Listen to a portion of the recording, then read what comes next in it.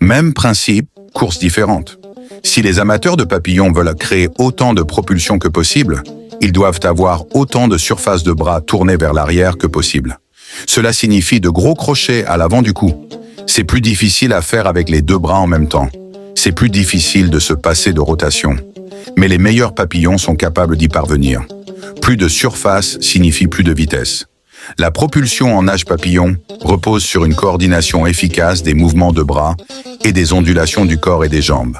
Cette nage, qui demande force et technique, se caractérise par un déplacement fluide et puissant. Mouvement des bras. Le mouvement des bras suit un cycle en 3 phases. La prise d'eau. Les bras sont tendus vers l'avant et plongent légèrement sous la surface, les mains orientées vers l'extérieur pour accrocher l'eau. La traction et la poussée.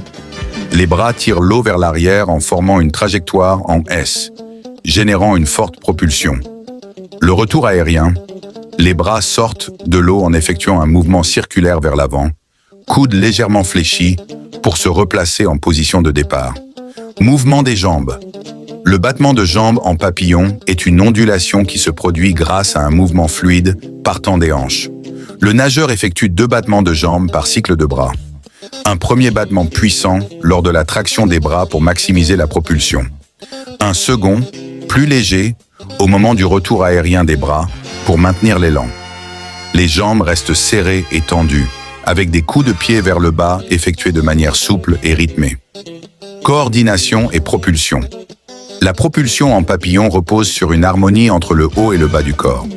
L'ondulation du corps, initiée par la tête et le tronc, permet de maintenir un mouvement fluide et une bonne efficacité hydrodynamique.